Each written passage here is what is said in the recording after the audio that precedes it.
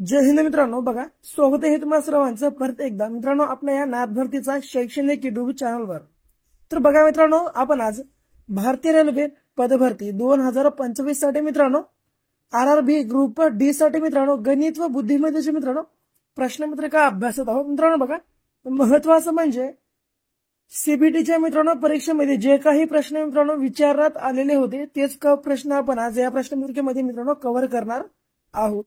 तर बघा मित्रांनो, महत्वाची बाब म्हणजे आपल्या चॅनलवर मित्रांनो तुमची जी आहे बऱ्याच दिवसापासून गणित बुद्धिमत्ता आणि जीके जीची मित्रांनो तयारी करून घेतली जात आहे. त्यामुळे बघा, तुम्ही आपल्या चॅनलवर जर नवीन असाल तर बघा आपल्या चॅनलला आता सबस्क्राइब मात्र तुम्ही करून घ्या. तर बघा, पहिला प्रश्न, समान खरेदी किंमत असलेल्या दोन खुर्च्यांच्या विक्रीच्या किंमतीत 60 रुपयाचा फरक असून त्यांच्या नफ्यातील फरक 12% आहे, तर प्रत्येक खुर्चीची किंमत किती असा प्रश्न बघा मित्रांनो आपल्याला या ठिकाणी विचारण्यात आलेला आहे. तर बघा, समान खरेदी किंमत मित्रांनो असलेल्या दोन खुर्च्यांच्या विक्रीच्या किंमतीत मित्रांनो 60 रुपयाचा फरक असून त्यांच्या नफ्यातील फरक 12% असेल तर प्रत्येक खुर्चीची मित्रांनो किंमत आपल्याला या ठिकाणी मित्रांनो काढायची आहे. बघा, आपण या प्रश्नाचे योग्य आन्सर मित्रांनो एकदम शॉर्ट ट्रिक्स नुसार मित्रांनो कशा प्रकारे काढू शकतो.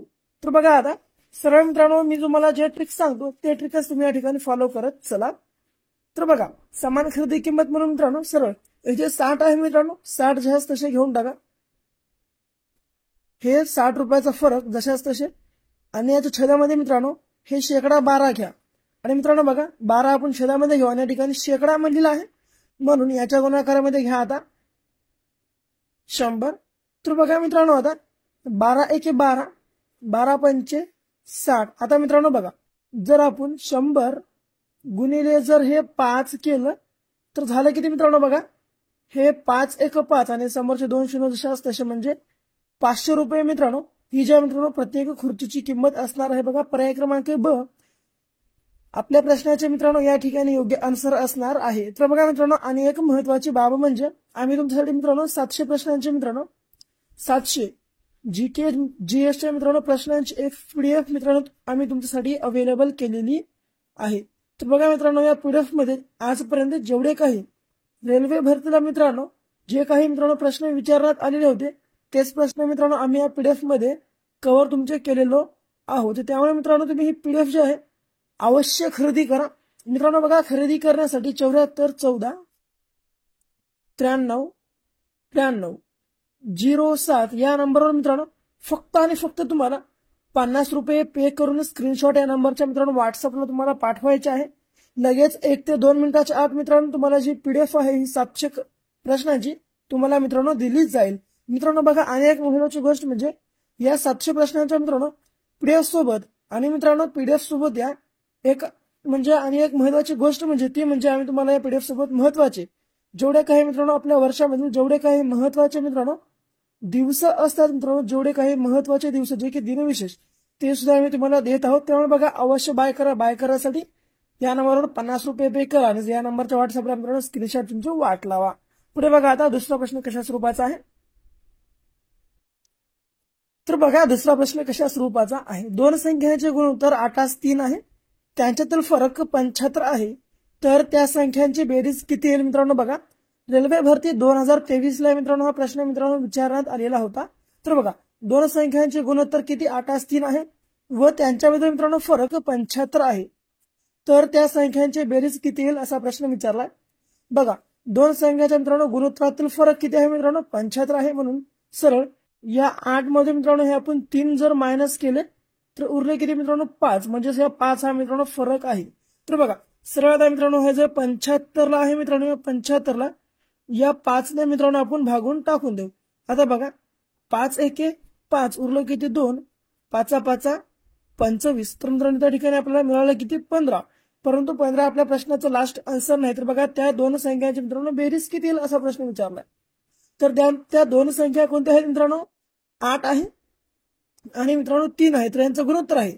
तर त्या दोन संख्या आपण आता कशा प्रकारे काढू शकतो त्या दोन संख्यांची बेरीज. तर बघा, सरळ या 15 मित्रांनो या 8 पहिल्या गुणोत्तराला बघा 15 8 मित्रांनो आले किती 120, म्हणून हे 120 पुन्हा गुणाकारामध्ये हे 15 आलं.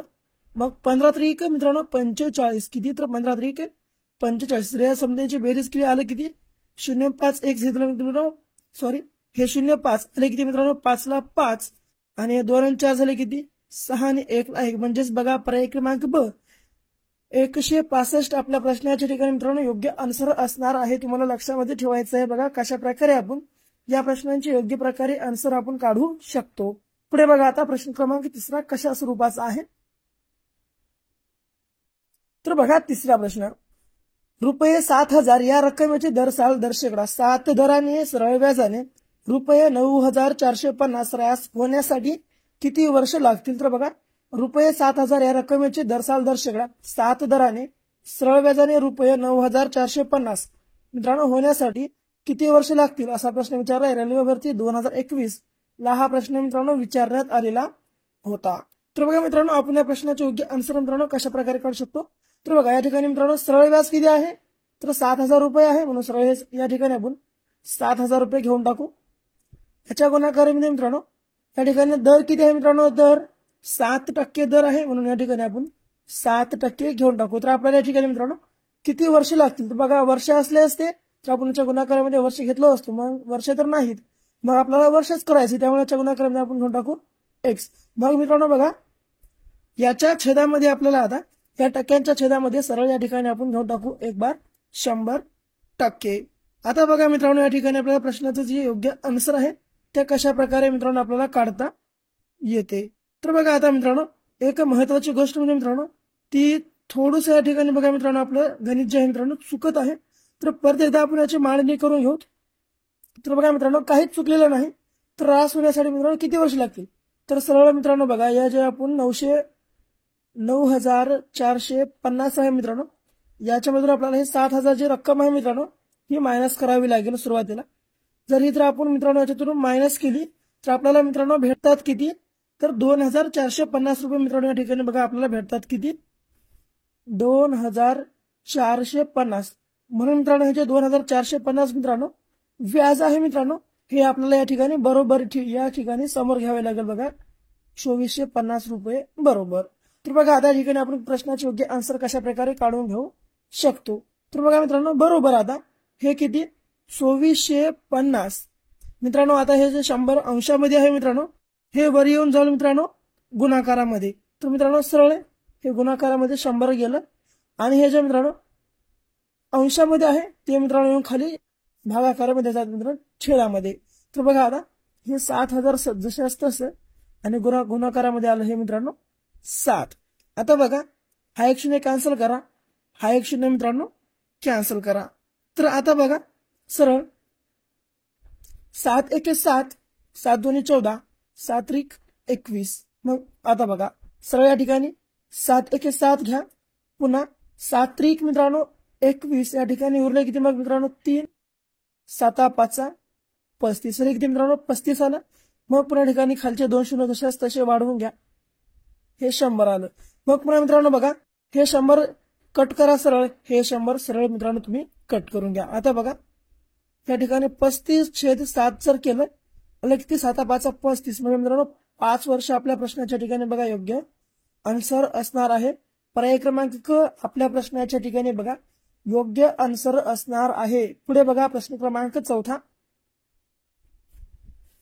तर बघा चौथा प्रश्न कशा स्वरूपाचा आहे.